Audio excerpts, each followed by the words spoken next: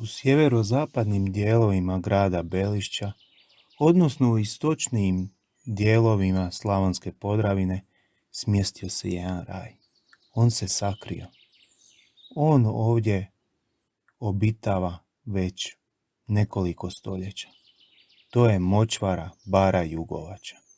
Kada idete recimo iz pravca Osijeka prema Donjem Miholjcu, odnosno Virovitici, u jednom trenutku nakon Belišća možete se spustiti sa Slavonske magistrale i krenuti prema Dravi. Ući ćete u jednu šumu, a onda u jednom trenutku u raj koji se zove Jugovača. U tome raju već desetljećima pa i stoljećima uživaju, oduševljavaju se mnogobrojni pecaroši i dobronamjerni prolaznici, ljubitelji prirode. Ovdje možete pronaći različite vrste ptica, gmazova i vodozemaca. Lijep pozdrav svima, moje ime je Mihael Sučić i sve vas pozdravljam u ime Muzeja Belišće. Ne samo Jugovača, o kojoj je sad već malo bilo govora iz današnje perspektive, nego i neke druge ljepote koje se nalaze na prostoru grada Belišća i samim time Slavonske Podravine. Ne trebamo ih samo promatrati kao prirodnu ljepotu, raj u Slavoniji, u ovom našem malom međurječju Drave, Dunava i Save, nego možemo promatrati na temelju povijesnih izvora i kao jedan pravi pravcati povijesni prirodni izvor, odnosno povijesnu prirodnu baštinu. Kada promatramo zemljovide, točnije povijesne zemljovide iz 18. pa i naravno 19. stoljeća, ali i mnogobrojne pisane povijesne izvore, možemo vidjeti da o ovoj prirodnoj baštini Jugovači ima govora već krajem 17. stoljeća, a još pogotovo tijekom 18. stoljeća. Jugovača, kako i sama riječ govori naziv, najvjerojatnije je nekadašnji ostatak Drave, odnosno nekog recimo iz današnje perspektive južnog meandra, južnog zavoja Drave. Mnogi bi se možda zapitali kada je nastala ta Jugovača. Kada gledamo ove povijesne izvore, odnosno zemljovide, možemo vidjeti da Jugovača u današnjem obliku već postoji nekih oko 300 godina. Najvjerojatnije i više. To je ta neka ljepota Jugovače koja ima svoj kontinuitet preko 300 godina. I sad se možemo zapitati koja je još ovaka prirodna bara, močvara prirodnog nastanka postoji najmanje 3 stoljeća. Drage slušateljice i slušatelji, ako se odlučite od Jugovače, ovog prekrasnog, kako smo već nekoliko puta rekli, prirodnog bisera i povijesnog bisera, ako se odlučite krenuti prema Belišću, odnosno Bistrincima, ići ćete starim drumom, a današnjom biciklističkom stazom. Taj stari drum ima svoju povijest već nekih 250 godina, odnosno od sredine 18. stoljeća ili druge polovice 18. stoljeća. Taj stari drum je nastao, sagrađen je, zato što je zemaljsku cestu, današnju Slavonsku magistralu, plavila rijeka Karašica, negdje kod Podgajaca, Črnkovaca. I onda su jednostavno, da bi cijelo vrijeme cirkulirali ljudi, odnosno išao promet i zapravo gospodarska aktivnost, sagrađen je taj stari drum. Na kraju tog starog druma doći ćete do jednog svetišta, svetišta Svete Ane na prostoru župe Svetog Josipa Radnika u Belišću. To svetište Svete Ane osnovano je, sagrađeno je, temelji su napravljeni krajem 18. stoljeća. Točnije 1797. godine, za sada kako stoje stvari, na temelju dostupne literature i povijesnih izvora.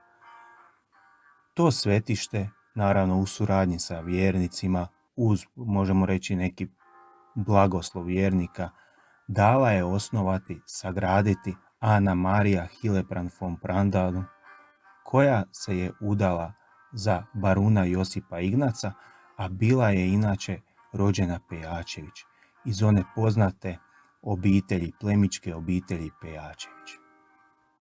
Ako se ipak od Jugovače odlučite krenuti prema jugu, odnosno prema središnjem dijelu, možemo reći grada Belišća, doći ćete do rijeke Karašice. U današnje doba je to više ko neka riječica, ali ako se malo vratimo u neke starije razdoblje, starije vrijeme, starije doba, možemo vidjeti na temelju povijesnih izvora da je rijeka Karašica bila čak i plovna. A osim toga što je služila i za te neke gospodarske aktivnosti, u gospodarske svrhe, ljudi su često znali, kada gledamo ove neke vjerske recimo izvore, vjerske jurisdikcije, jednostavno vjerske izvore od kanonskih vizitatora, možemo vidjeti da su stanovnici okolnih naselja, točnije naselja Gat, često znali odlaziti na tu rijeku Karašicu kad možda zapravo i nisu trebali pa bi pecali.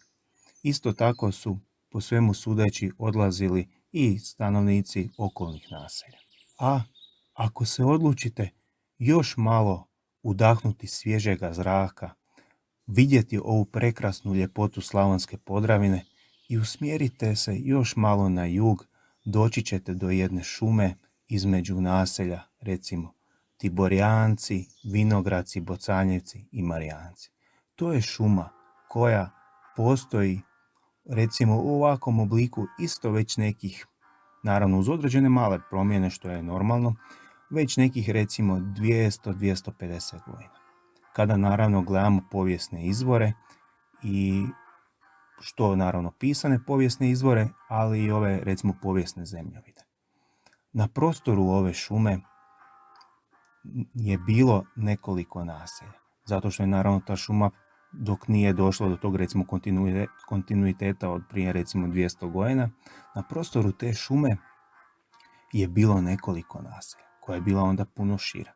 Recimo, svima je možda nekad došlo do uha jedno naselje Strugačevo ili recimo jedan kanal Strug ili možda prezime Strugačevac. Kada gledamo povijesne izvore, taj pojam, recimo Strug u različitim oblicima, znači Strug, Strugačevo naselje ili prezime Strugačevac, izgleda vuče korijene s ovog prostora. Pa tako recimo stanovnici Vinogradaca su prije tih recimo 350 godina ušli u neke izgleda određene sukobe sa stanovnicima toga Strugačeva koje se je nalazilo iz današnje perspektive u južnijim dijelovima šume, odnosno između, čak možemo reći u današnje doba, šume i Bocanjevaca. Naravno, iz one perspektive s kraja 17. početka 18. stoljeća možemo vidjeti da je glavni sukob mogao jedino biti zbog drva, odnosno zbog drva za građu, zbog drva za ogrjev ili zbog šume gdje su ljudi slali svinje na žirenje, odnosno zbog žirovine. Iz toga razloga su i tadašnji stanovnici Vinogradaca se žalili tadašnjoj upravi u Valpovu da su nekadašnji, recimo stanovnici Strugačeva, pod utjecajem nekadašnjeg nekog osmanskog, odnosno iz recimo ovako laički turskog spahije, iako je naravno bolje reći osmanskog spahije, povijesno recimo konkretnije, korektnije, da su im uzeli neke dijelove ove šume koja i dan danas pokazuje ljepotu i svo bogatstvo Slavonske Podravine, odnosno ono bogatstvo koje je obitelj Gutman prepoznala krajem 19. stoljeća kada je došla na prostor recimo istočne Slavonske Podravine. Naravno, ona je, kada gledamo povijesne izvore, prvo odlučila jednostavno veću šumu, bogatiju šumu uzeti, onu koja je bila južno od Vučice.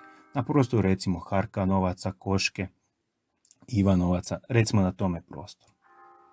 Ali, ako gledamo iz neke druge perspektive, odnosno iz perspektive ekohistorije, povijesti okoliša, odnosno povijesne discipline povijesti okoliša, možemo vidjeti da su ljudi još u 18. stoljeću, znači i prije obitelji Gutman, orijentirali se više što se tiče šumarstva, odnosno nekih odnosa sa šumom prema prostoru južnom od Vučice.